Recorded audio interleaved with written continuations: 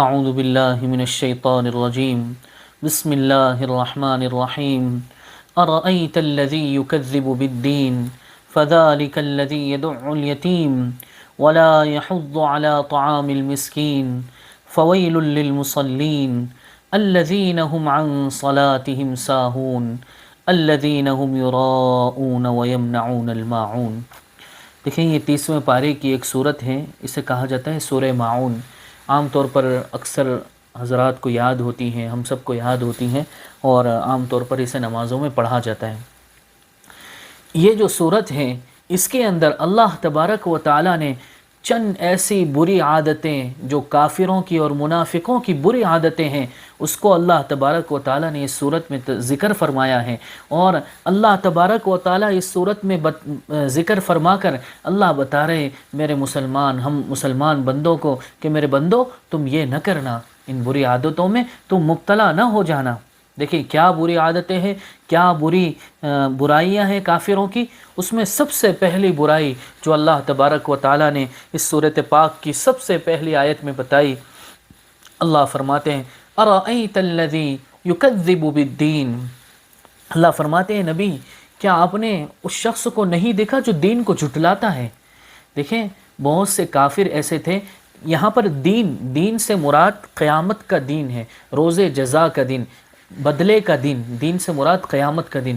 تو بہت سے کافر ایسا نبی علیہ السلام کے پاس آتے تھے اور اشکال کرتے تھے کہ یہ کیسے ہو سکتا ہے کہ اللہ تبارک و تعالی ہمیں مرنے کے بعد دوبارہ زندہ کریں گے، ارے یہ کیسے ہو سکتا ہے۔ اللہ کے نبی صلی اللہ علیہ وسلم نے بارہا بتایا کہ نہیں یہ ہوگا، اور اللہ تبارک و تعالی تمہیں مرنے کے بعد دوبارہ زندہ کریں گے۔ تو سب سے پہلی جو خرابی ہے، جو بری عادت ہے، جو برا عقیدہ ہے، وہ یہ ہے کہ ہم بعث بعد الموت یعنی مرنے کے بعد جو دوبارہ زندہ کیا جانا ہے اس کا انکار کر دیں، یا ہم اسے دل سے نہ مانیں۔ یہ سب سے خطرناک چیز ہے، اس لیے کہ دیکھیں ہم جتنی نیکی کرتے ہیں، ہم جتنا جو کچھ ہمیں اللہ کی توفیق سے جو کرنے کی توفیق ملتی ہے وہ بندہ کیوں کرتا ہے؟ اس لیے کہ مجھے اگر یہ یقین ہو کہ مجھے ایک وقت اپنے اللہ کو منہ دکھانا ہے، مجھے نبی علیہ السلام کو منہ دکھانا ہے، ایک وقت ایسا آئے گا کہ میں اللہ کے سامنے کھڑا ہوں گا اور اللہ میرا حساب لے گا، تو پھر یہ اس عقیدے پر جس شخص کا جتنا ایمان مضبوط ہوگا وہ اتنا زیادہ اللہ تبارک و تعالیٰ سے قریب ہوگا۔ اس لیے کہ اگر جس شخص کے ذہن میں یہ ہو ہی نہ کہ مجھے اللہ کو حساب دینا ہے، مجھے نبی علیہ السلام کے سامنے کل قیامت میں کھڑا ہونا ہے، ظاہر سی بات ہے وہ کیا کچھ نہیں کر سکتا۔ اس لیے ہم مسلمانوں کا سب سے پہلا جو عقیدہ ہے جو ہمیں مضبوط کرنا ہے کلمے کے بعد بعث بعد الموت ہے، کہ ہم ایک مرتبہ دوسری مرتبہ جس طرح آج میں اللہ نے مجھے زندہ رکھا ہے، آج آپ کو اللہ نے زندگی دی ہے، کل مرنے کے بعد اللہ تبارک و تعالیٰ دوبارہ ہمیں اٹھائیں گے۔ تو اس کو اللہ تبارک و تعالیٰ فرماتے ہیں کہ کافروں کا یہ عقیدہ ہے، تم اس عقیدے میں مت پڑھنا، تم یہ بری صفات کو اختیار مت کرنا، بری عادت کو اختیار مت کرنا، بلکہ اپنے ایمان کو مضبوط رکھنا، اور ہمیشہ دنیا میں جہاں کہیں رہو، جس جگہ رہو، یہ بات یاد رکھنا کہ مجھے ایک وقت آئے گا کہ مجھے اپنے اللہ کو منہ دکھانا ہے، ایک وقت آئے گا مجھے نبی علیہ السلام کے سامنے، نبی علیہ السلام کے صحابہ کے سامنے کھڑا ہونا ہے۔ پھر آگے اللہ تعالیٰ فرما رہے ہیں فَذَلِكَ الَّذِي يَدْعُ الْيَتِيمَ۔ دیکھیں یہ جتنی آگے برائیاں بیان کی گئی یہ ساری جڑ ہے پہلی برائی کی، اس لیے کہ جو انسان یہ یقین ہی نہ رکھتا ہو کہ مجھے اللہ کے سامنے کھڑا ہونا ہو، پھر وہ سب کچھ کرے گا۔ تو اللہ فرماتے فَذَلِكَ الَّذِي يَدْعُ الْيَتِيمَ، یہی ہے وہ شخص جو یتیم کو دھتکارتا ہے، یتیم کو دھکے دیتا ہے۔ بعض کافر نبی علیہ السلام کے زمانے میں بعض کافر کیا کرتے تھے، یتیموں کے مال کھا جاتے تھے، یتیموں کو دھکے دے کر نکال دیتے تھے۔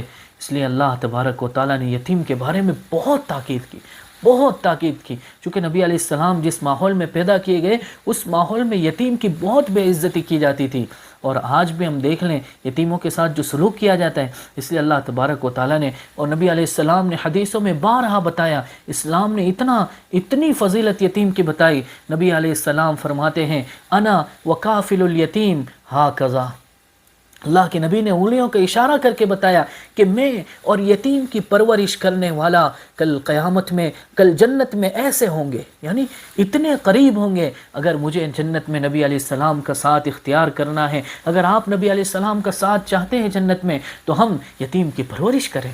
ہاں، کتنا سستا سودا ہے، کتنا آسان سودا ہے۔ اور اس سے بڑھ کر اتنی آسان نیکی نبی علیہ السلام نے بتایا کہ جس کسی شخص نے کسی یتیم کے سر پر ہاتھ پھیرا، کسی یتیم کے سر پر شفقت کا ہاتھ پھیرا، اس کے سر پر جتنے بال ہوں گے اللہ تبارک و تعالی ہر بال کے بدلے ایک نیکی عطا فرمائیں۔ کتنا آسان ہے، کتنی فضیلت اللہ کے نبی نے یتیموں کے بارے میں بتائی، اس لیے کہ اللہ کے نبی بھی خود یتیم تھے۔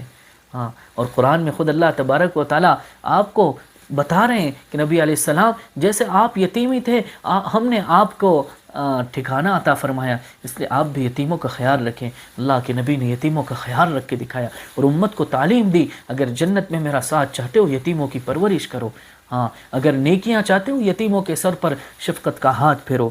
بہرحال اللہ تبارک و تعالیٰ فرماتے ہیں فَذَلِكَ الَّذِي يَدُعُّ الْيَتِيمَ، یہی ہے وہ شخص جو یتیم کو دھکے دیتا ہے، یتیم کو دھتکارتا ہے۔ وَلَا يَحُضُّ عَلَىٰ طَعَامِ الْمِسْكِينِ، اور مسکین کو، غریب کو کھانا کھلانے کی ترغیب نہیں دیتا۔ کیا مطلب؟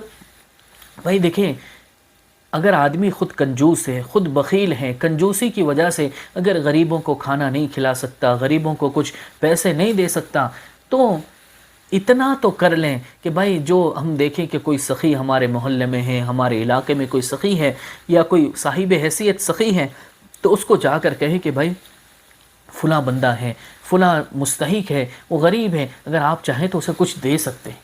یہ اللہ تبارک و تعالیٰ فرماتے ہیں، اللہ فرماتے ہیں اتنے بخیل بھی نہ بنو، اتنے کنجوس بھی نہ بنو کہ تم خود تو نہ خرچ کرو، دوسروں کو خرچ کرنے کی ترغیب بھی نہ دے سکو۔ تو اس لیے ہمیں چاہیے کہ اگر ہم خود، سب سے افضل درجہ تو یہ کہ میں خود اپنے مال کا کچھ حصہ غریبوں پر لگاؤں۔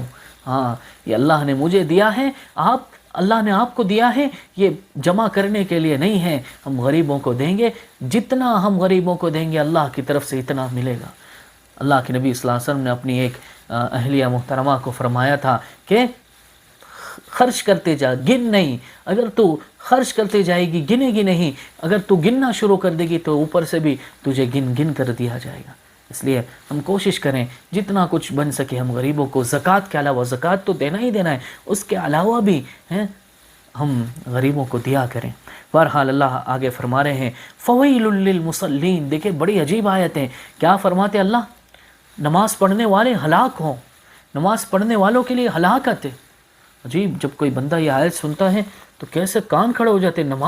نماز پڑھنے والوں کے لیے بارے میں کہا جائے کہ یہ ہلاک ہو جائیں اور ان کے لیے ہلاکت ہے، ویل کہتے ہیں ہلاکت کو، اور مصلی نماز پڑھنے والے۔ لیکن آگے خود اللہ تبارک و تعالیٰ نے اس کی تشریح کر دی، کون سے نماز پڑھنے والے؟ الذین هم عن صلاتهم ساہون، جو اپنی نمازوں سے غافل رہتے ہیں۔ ہاں دیکھیں مفسرین نے اس میں لکھا ہے کہ نمازوں سے غافل رہتے کیا مطلب؟ کبھی پڑھی کبھی نہیں پڑھی، وقت ملا پڑھ لی، وقت نہیں ملا چھوڑ دی۔ ہاں، بعض مرتبہ کوئی دیکھ رہا ہے تو پڑھ لی، کوئی دیکھنے والا نہیں ہے تو چھوڑ دی۔ یہ ہیں غفلت برتنے والے، نمازوں سے غفلت برتنے والے۔ اور آگے خود اللہ تبارک و تعالیٰ فرماتے ہیں الذین هم یراؤون، جو دکھلاوے کے لیے عمل کرتے ہیں، دکھلاوے کے لیے نماز پڑھتے ہیں۔ ہاں، اگر کوئی دیکھ رہا ہے اور کوئی دیکھ رہا ہے ہمیں نماز پڑھتے ہوئے، نماز کو لمبی کر دی، تو یہ ساری چیزیں اللہ تبارک و تعالیٰ کو بہت ناپسند ہیں۔ یہ چیزیں ہمیں نہیں کرنی چاہیے، اگر کوئی اس میں مبتلا ہو تو اسے چھوڑنا چاہیے۔ الذین هم عن صلاتهم ساہون۔ دیکھیے یہاں ایک بہت اہم مسئلہ، اس کی وضاحت ضروری ہے۔ بہت سے ہمارے حضرات بیچارے وضو کر کے آتے ہیں، اچھی طرح پاکی صافی اختیار کر کے آتے ہیں، نماز کے لیے آتے ہیں، وقت دے کر آتے ہیں، اور کتنی مرتبہ ایسا ہوتا ہے ان کی نماز ہوتی ہی نہیں، وہ نماز پڑھتے نماز ہی نہیں ہوتی۔ کیوں؟ اس لیے کہ دیکھیں بہت سے حضرات پینٹ شرٹ پہن کر نماز پڑھنے آتے ہیں۔ میں یہ نہیں کہتا پینٹ شرٹ پہننا جائز ہے ناجائز ہے، مسئلہ ہے کہ جائز ہے، کوئی مسئلہ نہیں، لیکن اس میں اتنا خیال رکھیں کہ ہمارا مردوں کا جو سطر ہے وہ ناف کے نیچے سے لے کر گھٹنے کے نیچے تک سطر ہے۔ اگر اس میں سے ذرا بھی کھل گیا، حالت نماز میں کھل گیا، تو پھر نماز کا بڑا مسئلہ ہے۔ ہاں، بہت سے لوگوں کا نماز میں پیچھے سے سطر کھل جاتا ہے، تو یہ بہت بڑا مسئلہ ہے نماز میں۔ ہماری نماز میں بہت بڑا مسئلہ پیدا ہو جاتا ہے، تو اس لیے اس کا خیال رکھیں، یہ بہت اہم مسئلہ ہے، عام طور پر اس سے غفلت برتی جاتی ہے۔ بہرحال اللہ تبارک و تعالیٰ آگے فرماتے ہیں وَيَمْنَعُونَ الْمَاعُونَ، ایک بری عادت جو کافروں اور منافقوں کی ہے، میرے مسلمان بندو تم اختیار نہ کرنا۔ وہ کیا ہے؟ یہ معاون سے روکتے ہیں۔ اچھا عجیب، معاون کیا چیز ہے؟ اللہ نے تو فرمایا معاون کیا چیز ہے؟ معاون کہتے ہیں چھوٹی چھوٹی برتنے کی چیزیں، یوز کرنے کی چھوٹی چھوٹی چیزیں۔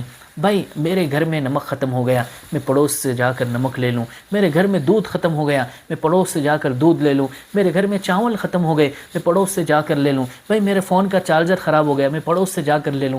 یہ ہے معاون۔ اگر دینے والا انکار کر دیتا ہے، منع کر دیتا ہے، دودھ دینے کو منع کر دیتا ہے، چاول دینے کو منع کر دیتا ہے، فون کا چارجر دینے کو منع کر دیتا ہے، ایسی جتنی چھوٹی چھوٹی چیزیں اس کو منع کر دیتا ہے، تو یہ ہے بخل کی انتہا، کنجوسی کی انتہا۔ اس کو اللہ تبارک و تعالیٰ نے بہت ناپسند فرمایا۔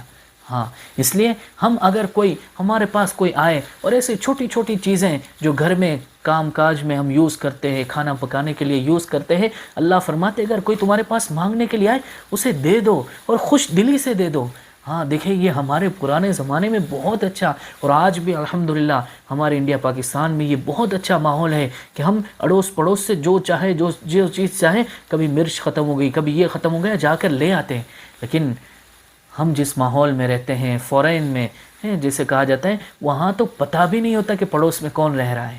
ہاں الحمدللہ ہمارے یہاں تو افریقہ میں تو ماشاءاللہ بہت سارے ہمارے گجراتی حضرات ہیں، تو جس کی وجہ سے وہ انڈیا پاکستان والا ماحول باقی ہے، لیکن بہت سے ممالک ایسے ہیں جس میں پتہ بھی نہیں ہوتا کہ پڑوس میں کون رہ رہا ہے۔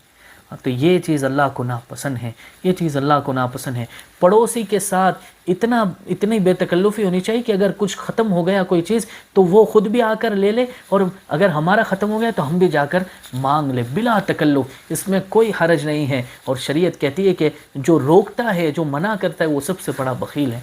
اس لیے ہم ایسی چیزوں سے بچیں، یہ ساری جو بری عادتیں بیان کی گئی ہیں ہم ایسی چیزوں سے بچیں۔ اللہ تبارک و تعالی ہمیں عمل کی توفیق عطا فرمائے۔ صدق اللہ